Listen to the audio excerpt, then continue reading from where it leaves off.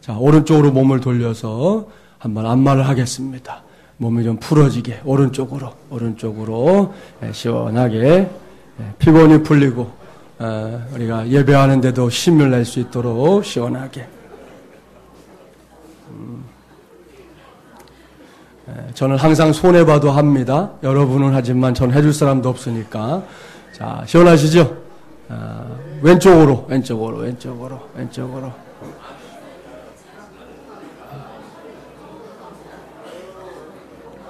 네.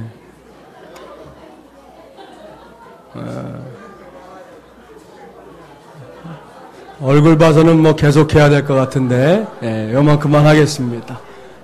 시원하시죠? 겨울이라고 자꾸 이렇게 웅크리시면 몸이 더 이렇게 굳습니다. 이게 몸 많이 좀 펴주시고 어깨도 펴고 다니시면 좋겠습니다. 서로 축복하겠습니다. 성탄절의 주인공은 예수님입니다. 우사들을 베레스 합시다. 할렐루야. 오늘은 대강절 세 번째 주일입니다. 오늘도 저는 주님 오심을 기다리며 라는 큰 주제하에 하나님의 말씀을 전하려고 합니다. 세 번째 시간인데요. 오늘은 여호와 라파 하나님을 만나는 대강절이 되게 하소서라는 제목으로 하나님의 말씀을 전하겠습니다. 이미 2주에 걸쳐 말씀드렸지요. 지금 우리 교회가 지키고 있는 대강절은 예수 그리스도의 초림을 기억하고 그 구원의 은총을 되새기는 은혜의 절기다라고 말입니다. 지난주에 말씀을 드린 대로 우리 예수님은 모든 그 우사들을 스스로 남김없이 베레스 해버리시고 다 쳐내시고 이 땅에 오신 분입니다. 아시죠? 하늘 보자 버리셨습니다. 그 영광 내려놓으셨습니다. 가장 존귀한 자리를 더 이상 내 것이다 라고 여기지 않고 천하고 낮은 몸으로 이 세상에 오신 분입니다.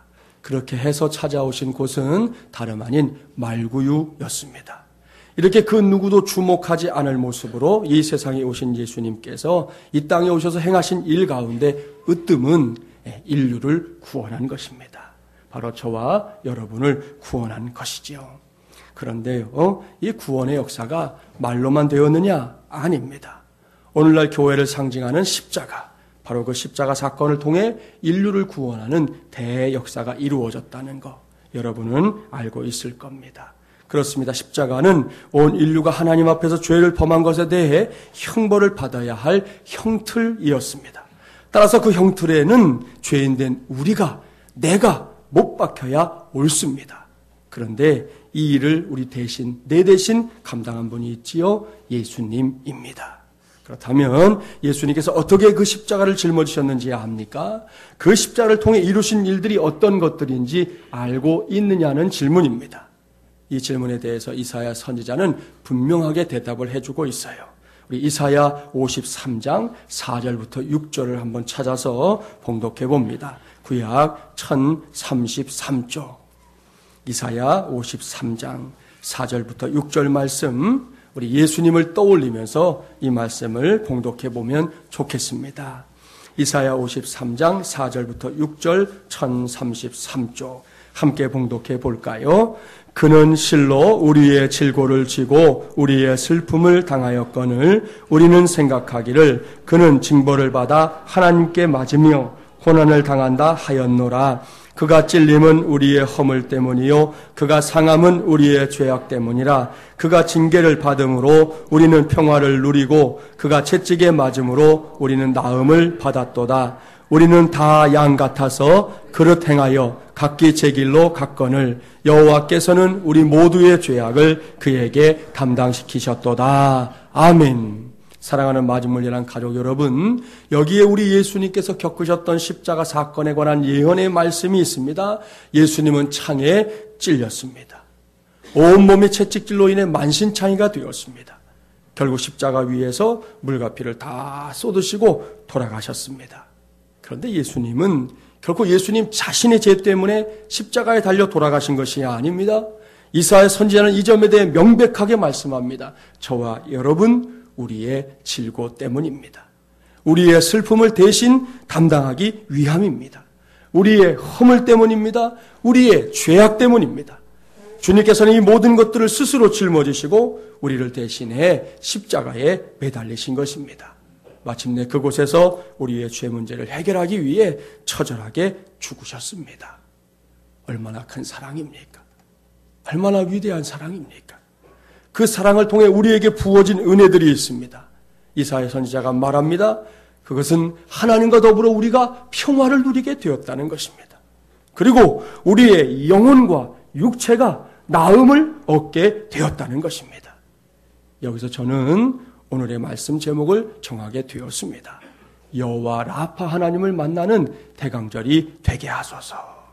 여호와 라파가 무엇입니까? 출애굽기 15장 26절 말씀에 그 해답이 있습니다. 들으십시오. 이르시되 너희가 너희 하나님 나 여호와의 말을 들어 순종하고 내가 보기에 의를 행하며 내 계명에 귀를 기울이며 내 모든 규례를 지키면 내가 애굽 사람에게 내린 모든 질병 중 하나도 너희에게 내리지 아니하리니 나는 너희를 치료하는 여호와임이라. 아멘. 할렐루야.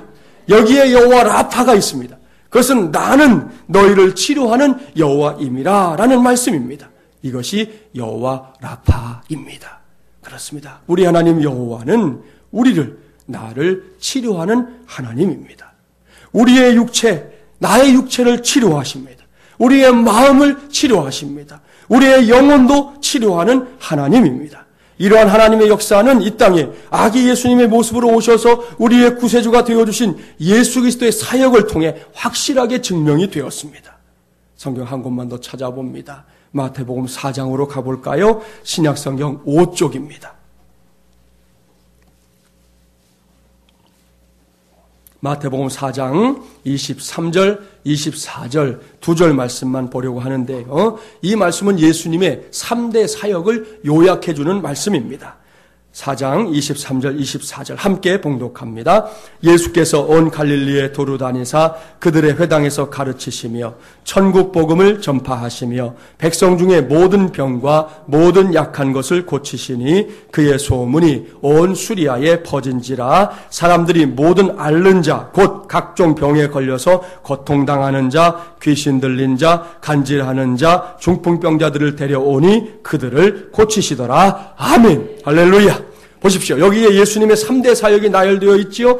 가르치시며 복음을 전파하시며 모든 병과 모든 약한 것을 고치시니라. 그러니까 teaching, preaching, healing 이 세 가지가 예수님의 주된 사역이었던 것입니다. 이 중에서 오늘 저의 관심은 모든 병과 모든 약한 것을 고치신 것, 바로 힐링에 있습니다. 요즘 방송을 통해서 힐링이라는 단어가 많이 알려지게 되었습니다. 한 공중파 프로그램에서 제목으로 만들기도 했고, 그러고 나니까 여기저기 힐링이라는 단어를 많이 쓰는데요. 이 힐링은 사실은 기독교적인 용어입니다. 예수님의 사역에 있어서 으뜸된 사역이 바로 이 힐링이었다는 것을 성경은 분명하게 증거하고 있습니다. 기억하십시오. 2000년 전에 이 세상에서 일어났던 예수 그리스도의 십자가 사건은 그날 이후로 살아가는 모든 인생들이 영과 육, 영육 간의 힐링을 체험하게 하는 확실한 근거가 되었습니다. 그렇기 때문에 저는 대강절 세 번째 주일인 오늘을 우리 모두가 여호와 라파 하나님을 만나는 주일로 삼을 수 있기를 간절히 바랍니다. 옳습니다. 친히 우리를 구원하시고 친히 우리의 치료자가 되기 위해 이 땅에 오신 예수 그리스도입니다. 그 주님의 오심을 간절히 기다리는 대강절 세 번째 주일에 우리 모두가 여호와 라파 하나님을 반드시 만나고자 하는 간절한 열망을 내 속에, 우리 교회 속에 온전하게 품게 되기를 주님의 이름으로 축복합니다. 이러한 바람을 가지고 제가 여러분과 함께 살펴볼 하나님의 말씀은 시편 41편입니다. 앞서 본문을 봉독할 때 아마 그 내용을 짐작한 분들도 있을 겁니다. 이 말씀은 병상에서 드려진 기도입니다. 특별히 이 시의 배경을 살펴보면 당시 다윗의 심정이 얼마나 참담했었는지를 알 수 있습니다. 성경학자들은 다윗이 이 시를 쓸 당시의 역사적인 상황이 아들인 압살롬에게 박해를 받던, 왕위에서 쫓겨난 것은 물론이고 박해를 받던 시기였다, 그렇게 말합니다. 사무엘하 15장 이하를 보면 당시 압살롬은 다윗이 오랫동안 이제 병상에 누워있는 그 기회를 자기를 위해 이용합니다. 스스로 백성들 앞에 나는 공정한 재판관이다. 너희들의 모든 걸 내가 알고 있다. 힘겨운 걸 내가 해결해 주겠다. 그렇게 자처하면서 이스라엘 백성들의 마음을 하나 둘 빼앗기 시작합니다. 그러다가 다윗의 가장 친한 친구였던 아히도벨이라는 사람과 함께 모의를 해서 반역을 일으킵니다. 결국 자신의 아버지인 다윗을 왕위에서 쫓아냅니다. 이런 상황이 전개되는 동안, 그리고 이런저런 소식을 전해 들으면서 다윗은 몸도 아팠지만 그 마음이 더욱 큰 고통을 받게 되었습니다. 그런 상황 속에서 쓴 말씀이 바로 오늘 우리에게 주신 본문이라는 것이에요. 그런데 바로 여기서부터 다윗의 탁월함이 드러납니다. 적지 않은 사람들이 힘들고 어려운 상황에 놓이게 되면, 그저 사방팔방이 다 막힌 듯이 되었다라는 생각에 빠지게 되면 제일 먼저 선택하는 것이 좌절하거나 포기하는 것 아닙니까? 거기서 좀 더 나가면 스스로 목숨을 끊습니다. 최근에 우리 사회에서 자주 볼 수 있는 현상이지요. 너무나 안타까운 일입니다. 하지만 다윗은 달랐습니다. 다윗은 분명히 불행한 처지에 놓여 있었습니다. 여러분, 아들에 의해서 쫓겨나다니요. 다른 사람도 아니고 아들이 아버지의 왕위가 탐나서 아버지를 쫓아내는 일, 누가 봐도 혀를 찰 일 아니겠습니까? 그러나 불행 중 다행인 것은 다윗이 이렇게 참담하고 답답한 상황 속에서도 제일 먼저 하나님을 붙잡았다는 사실입니다. 특별히 하나님 앞에서 믿음으로 살아왔던 지나간 날들을 하나님께서 꼭 기억해 주시기를 구하고 있습니다.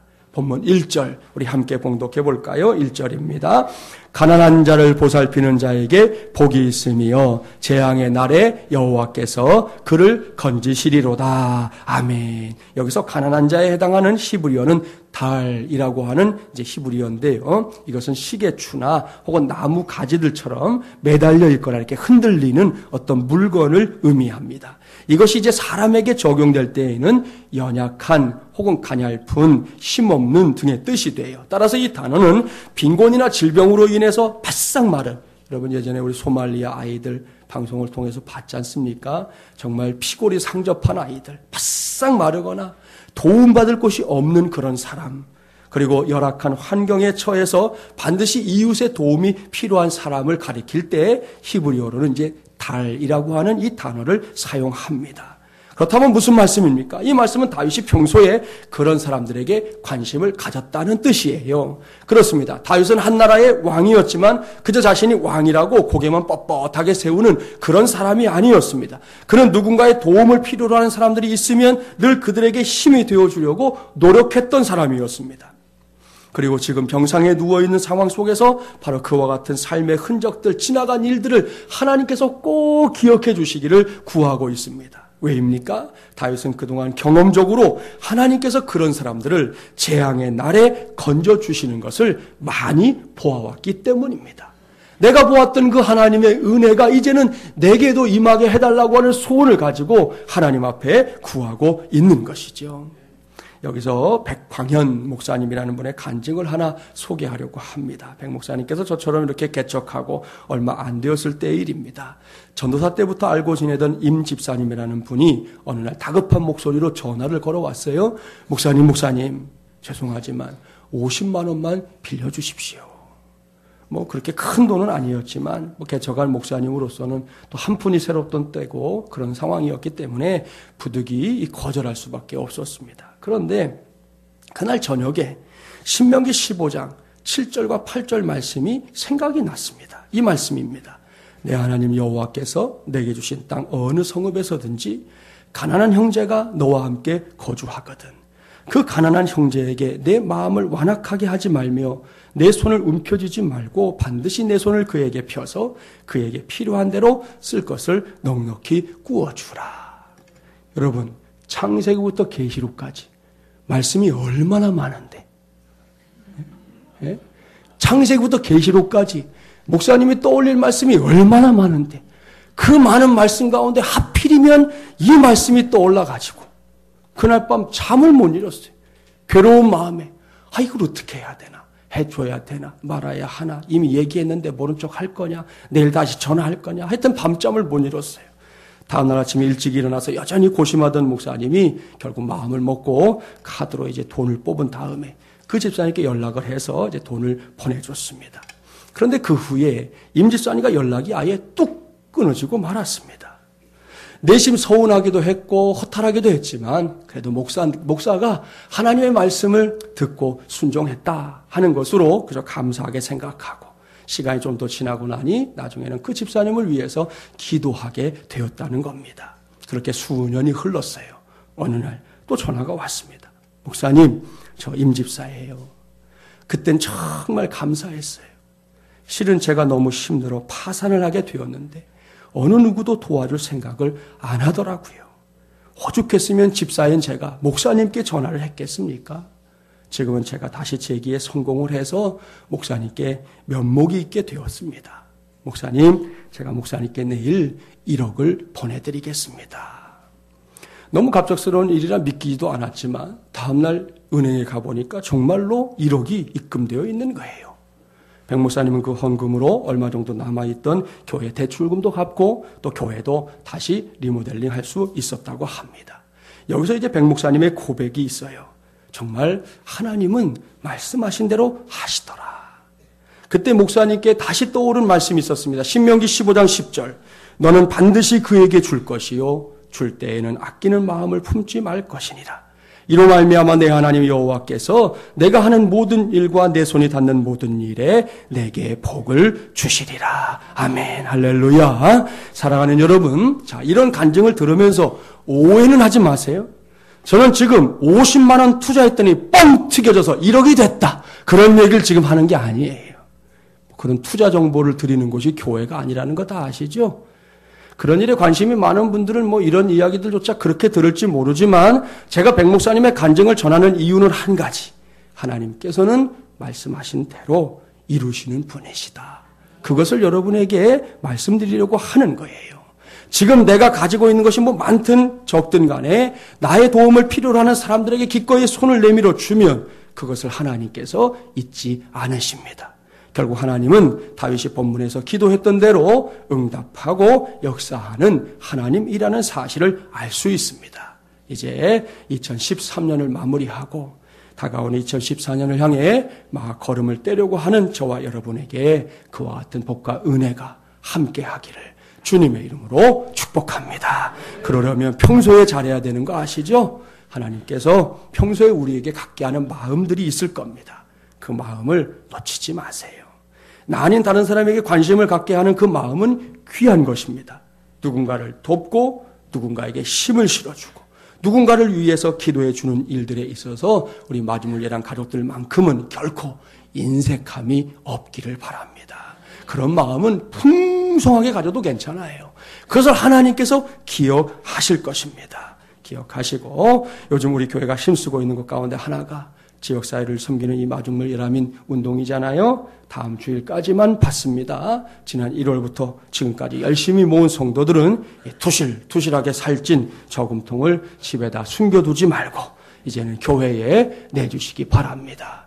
혹시라도 가지고 나오려고 딱 들었는데 너무 묵직은해서 마음이 설레거나 이걸 그냥 갖다 내야 되는 거야 말아야 되는 거야 뭐 이런 고민하지 마시고 여러분 기꺼이 내주시기를 바랍니다.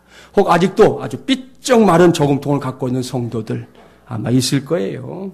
고맙게도 일주일이라는 시간이 남았습니다. 일주일 동안 매일 막 폭식을 시키는 거예요. 아시겠죠? 하루 3끼 말고 한 5끼, 10끼 정도 막 먹여요.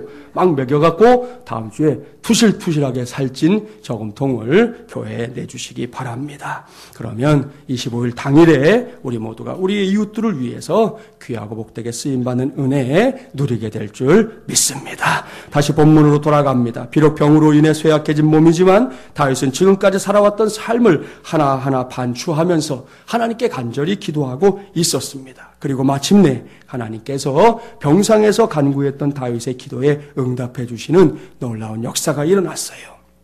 본문 3절 함께 봉독합니다. 3절입니다. 여호와께서 그를 병상에서 붙드시고 그가 누워있을 때마다 그의 병을 고쳐주시나이다. 아멘. 할렐루야. 전능하신 하나님, 창조주 하나님, 위대하신 하나님께서 다윗에게 역사하셨습니다. 하나님께서 쇠약한 병상에 누워있는 다윗을 그 병상에서 강하게 붙잡아 주셨습니다. 어디 그뿐입니까? 마침내 다윗의 모든 병을 다 고쳐주셨습니다. 얼마나 감격스럽고 행복한 일입니까? 여러분이 아는 대로 사람은 질병으로부터 결코 자유로울 수 없는 연약한 존재들입니다. 요즘 날씨가 추우니까 감기 걸려 고생하는 분들이 여럿 되시더라고요. 그렇게 약한 게 우리잖아요.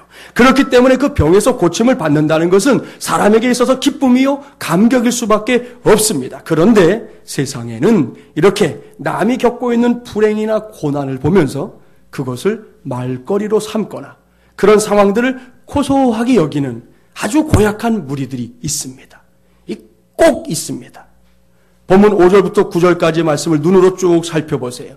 다윗이 병상에 누워있는 동안 얼마나 많은 악담들이, 얼마나 많은 저주들이 다윗을 향하고 있었는지 모릅니다. 기가 막힐 노릇이에요.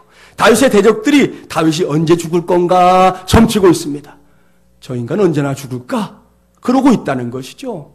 그들은 다윗이 걸린 병이 악한 병이라고, 불치병이라고, 지금 누워있는 자리에서 일어나는 일은 결코 없을 거라고 저주하고 있습니다.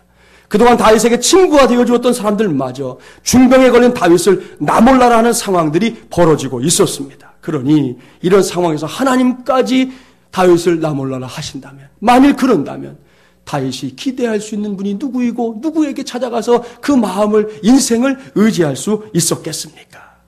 그러나 하나님께서는 결코 다윗을 나몰라라 하지 않으셨습니다. 도리어 다윗의 기도에 아주 적극적으로 응답해 주셨는데요. 본문 10절부터 11절까지의 말씀, 하나님의 응답입니다. 함께 봉독해 보겠습니다. 10절부터 12절입니다. 그러하오나 주 여호와여, 내게 은혜를 베푸시고 나를 일으키사 내가 그들에게 보응하게 하소서. 이로써 내 원수가 나를 이기지 못하오니 주께서 나를 기뻐하시는 줄을 내가 알았나이다. 주께서 나를 온전한 중에 붙드시고 영원히 주 앞에 세우시나이다. 아멘. 이 말씀을 잘 보십시오. 다윗이 병상에서 죽을 각오로 힘쓰고 있는 것이 무엇입니까? 그것은 바로 기도였습니다. 기도를 통해 하나님 앞에서 치유의 은혜를 받고자 한 것입니다. 그의 기도는요, 허공을 떠도는 말이 아니었습니다. 마침내 다윗은 자기를 치료하시는 여호와 라파 하나님을 만나고야 말았습니다. 이런 일은 다윗의 시대에 국한된, 이스라엘 땅에 국한된, 그리고 다윗이라는 사람에게 국한된 것이 아닙니다. 오늘날에도 여전히 일어나는 믿음의 사건입니다. 저는 설교 준비하면서 요 대목에서 제가 부목사 시절에 모셨던 인천 주한장로교회 나게멜 목사님의 간증을 여러분에게 소개해야지 이렇게 생각을 하고 말씀 준비를 시작했었습니다. 그런데 그럴 필요가 없게 되었습니다. 왜냐하면 하나님께서 우리 교회 안에 이 대목에 대해 확실하게 간증할 수 있는 놀라운 은혜를 허락하셨기 때문입니다. 그것도 지난 금요일 오전에 이 사실을 알게 해주셔서 이미 주일 말씀을 준비하고 있던 저에게는 하나님께 참 감사하는 마음으로 이 간증을 소개할 수 있는 그런 기회가 되었습니다. 간증의 주인공은 다름 아닌 황영순 집사님입니다. 지난 금요일은 12차 항암, 이전부터 했던 걸 다 포함하면 무려 24차례 항암을 마치고 나서 진행되었던 이 중간검사 결과가 나오는 날이었습니다. 그동안 중간검사가 진행될 때마다 이미 놀랍게 역사하신 하나님입니다. 이번에도 분명히 좋은 결과로 응답하실 것이다. 그렇게 믿고 있었습니다. 그런 가운데 아침에 문자가 날아왔습니다. 할렐루야. 전능하신 하나님을 찬양합니다. 믿는 자에게 기적을 보여주시는 주님을 믿습니다. 감사합니다. 검사 결과 CT상으로 보여지는 암세포는 깨끗하게 사라졌습니다. 물론 CT로 확인할 수 있는 한계로 모든 암세포가 사라졌다고 장담할 수는 없으나 기계적으로 확인할 수 있는 한계까지의 암세포는 모두 사라졌답니다. 오늘부터 항암 치료를 중단합니다. 2-3개월 간격으로 검사를 통해 추후 확인하기로 했습니다. 그동안 기도해 주신 것 감사드립니다. 할렐루야. 여러분 할렐루야.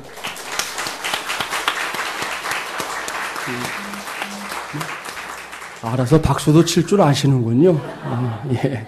할렐루야. 예. 놀렐루야. 요즘 애들 하는 말로 하면 깜놀렐루야. 예. 한번 따라서 하시죠. 모든 영광 하나님께, 모든 영광 우리 주님께. 할렐루야. 황 집사님은 작년에 대장암 수술 받고 항암 12차를 무사히 마쳤었습니다. 그러고 나서 이제 10개월 동안 잘 지내셨잖아요. 근데 10개월 만에 재발이 돼서 그때만 해도 낙심천만이었습니다. 의사 선생님 왈 수술은 아예 할 수 없다. 수술할 생각도 하지 말아라. 지금부터 다시 항암을 받으면서 투병을 해도 2년이다. 그 당시 선언이에요. 의사의 진단이었습니다. 그러니 황 집사님은 물론이고 가족들의 황망함이 얼마나 컸겠습니까? 제게 의사 선생님의 말을 전해주던 황 집사님의 그 모습이 지금도 떠오릅니다. 그러나 황 집사님과 가족들 그리고 우리 모두는 그저 그렇게 끝낼 수가 없었습니다. 저는 그때 아프리카에서 사역을 감당했었던 이 리빙스턴 선교사님이 죽음을 앞두고 고백했던 위대한 고백을 집사님에게 말씀을 드렸어요. 사명이 있는 자는 그 사명을 다하기까지 결코 죽지 않는다. 리빙스턴 선교사님은 당시에 사자에게 어깨를 물려서 사경을 헤매던 중이었습니다. 그러다가 가까스로 회복을 하는 와중에 다시금 아프리카로 가겠다는 거예요. 아직 병원에 지금 들어누워 있는데 나는 지금 아프리카에 가야 된다고, 선교지에 그 사람들에게 가야 된다고 자꾸만 나서니까 사람들이 뜯어 말리는 거죠. 지금 제정신이라는 거예요. 성사님 그러다 죽는다고, 이제 간신히 좀 회복되고 있는데 도대체 뭐 하는 거냐고 사람들이 뜯어 말렸습니다. 그때 리빙스턴 선교사님이 남긴 위대한 고백이에요. 사명이 있는 자는 그 사명을 다하기까지 결코 죽지 않는다. 그렇게 시작된 두 번째 투병 생활이었습니다. 얼마나 힘들었겠습니까? 이건 해본 사람들이나 알 수 있는 고통이지 저도 말로 할 뿐이지 다 체감하지 못합니다. 그저 제가 그동안 항암을 하는 날이면 가능한 한 병실에 찾아가서 꼭 기도를 해드리곤 했는데요. 어떤 날에는 황 집사님이 제가 병실에 이렇게 들어가도 인기척을 느끼지 못할 정도로 지친 듯이 푹 잠들어 있는 거예요. 우리가 병원에 이렇게 누워 계시면 누가 오면 이렇게 알잖아요. 잠깐 선잠이 들었다가도 사람이 와서 이렇게 왔다 갔다 하면 그걸 알고서 이렇게 깰 텐데 제가 그 주변에서 일부러 이렇게 더 서성거렸어요. 깨우기는 참 마음이 안 되고 그래서 자꾸 이렇게 서성거리고 왔다리 갔다리 하고 가끔은요 이렇게 이렇게 툭 차기도 했어요. 좀 들으시라고. 그래도 깨어나지 못하니 그 어떻게 목사가 그 깨울 수가 없더라고요.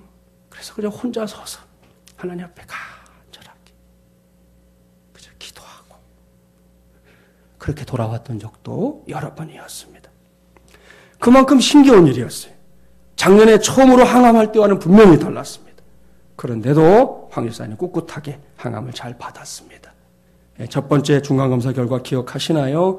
그때 보여드렸던 우리 CT 사진, 집사님이 제게 손으로 이렇게 그려서 보여줬던 그림을 제가 그때 보여드렸었죠. 처음에 검사 시작했을 때예요. 가운데 대동맥이 있는 주변으로 암세포들이 덩어리가 이렇게 젖어 있는 상황이었어요. 그런데 처음에 이제 항암 몇 차례 두 번째로 하고 나서 그 다음에 CT를 찍었을 때 우리 중간검사 결과 봤죠. 그 암세포들이 줄어가지고 지금은 까만 점처럼 보이는 저런 상태로 되었었고요. 이렇게 때마다 하나님이 보여주시는 은혜가 있어서 그때부터 저는 그저 한 가지만 기도했습니다. 하나님, 황 집사님을 괴롭히는 모든 암세포들이 사라지게 하여 주시옵소서. 깨끗하게 사라지게 하여 주시옵소서. 어디 저뿐이겠습니까? 가족들의 기도가 있었습니다. 특별히 그 와중에 이제 교회에 나오셔서 얼마 전에는 세례까지 받으신 황 집사님의 어머니, 오늘도 2부 예배 다녀가셨지만 예배 시간마다 요 앞에서 세 번째 줄 거기 꼭 앉으셔가지고 아들 손 꼭 붙잡고 예배하고 그리고 기도했습니다. 교회 생활 안 했기 때문에 기도가 뭔지 어떻게 하는지 모른다고 하니까 집사님이 기도문을 하나 써줬어요. 그리고 그 기도문을 붙잡고 어미의 심정으로 죽어가는 아들을 위해서 어미의 심정으로 얼마나 절절한 마음으로 기도했을지 여러분 짐작이 가지 않습니까? 그리고 최현정 집사님 기도하면서 집에서 하루 세 끼 꼬박 암 환자에게 가장 적합한 식단으로 꾸리기 위해서 얼마나 애썼는지 모릅니다. 여러분 그거 신경 쓰는 일들이 참 얼마나 사람을 지치게 하는 일인지 몰라요. 두 아이들 아빠를 위해 기도했습니다. 마중물이란 가족들 전체가 기도했습니다. 저는 우리 교회가 섬기고 있는 원주 마중물교회 홈페이지에 황 집사님의 기도 제목을 올려놓고 미안하지만 여러분 우리 교회에 이런 집사님이 있으니 여러분도 함께 기도해 주십시오 하고 부탁을 했었습니다. 이번에 응답받고요. 제가 바로 전화해 줬어요. 목사님께 이런 응답이 왔으니까 성도들에게 고맙다고 전해달라고 꼭 얘기해달라고 했습니다. 황 집사님을 알고 있는 지인들이 곳곳에서 그야말로 전국에서 기도했습니다. 그 결과가 오늘 우리의 눈앞에 활짝 펼쳐져 있는 것입니다.